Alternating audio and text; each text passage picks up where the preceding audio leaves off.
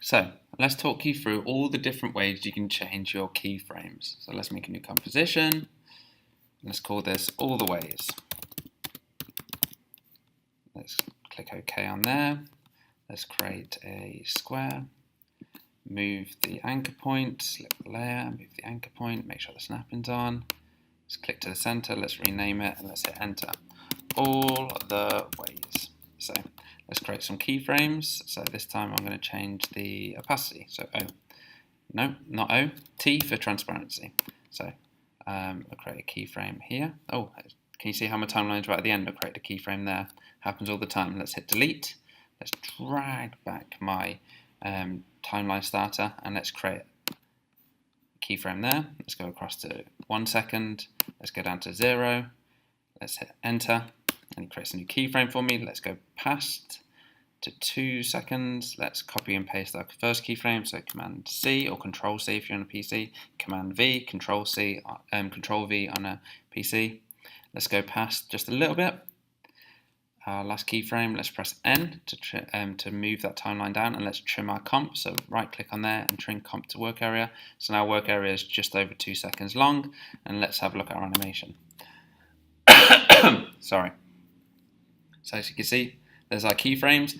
As you know, these types of keyframes are linear keyframes. So we already know how to select all our keyframes. We can drag them like that, or we can drag up there like that.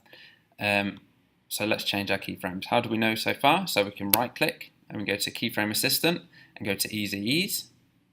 We can change our velocity, so how quick our keyframes are going, and so we can mess around with this. Let's increase our velocity.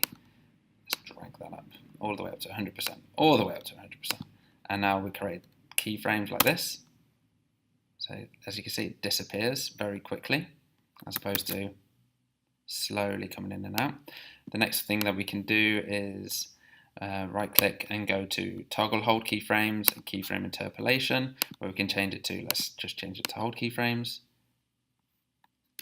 Awesome. The other ways that we can change our keyframes, so we can go up to the top here and we go to animation and we get the same type of things. We can change our keyframe velocity here. We go to our keyframe assistant here.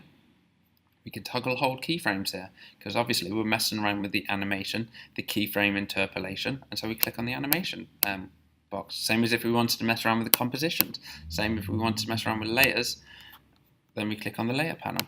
So another way that we can do it, and I've introduced the graphic editor to you, so we click on the graph editor. There's two different graph editors. So we've got the value graph and we've got the speed graph. So can you see how this 100% up here? So if I right click and go to, at the moment we're on the edit value graph, if I go to the edit speed graph, can you see the difference there? It's got percent per second. Okay, so that's why yours may look different to mine. So I'm going to go back to my value graph, select my keyframes, so I'm going to click on them. And click on them again. Can you see how this bounded box comes up? That means I've actually got them selected. It's very easy just to think, oh no, they're selected. No, they're not. We have to click on them again to get them selected. And these buttons at the bottom here, so edit selected keyframes, and we get the same thing up here. If yours is not in view, you can just click on this button here and it just fits all graph to view, just so you know. And so we can go convert keyframes to hold. We can go to convert keyframes to linear. We can go to convert keyframes to auto Bezier, and then we got easy ease, ease in, and ease out. Okay, they're all the different ways. Let's go back under here. So that's all the different ways that we can change our keyframes.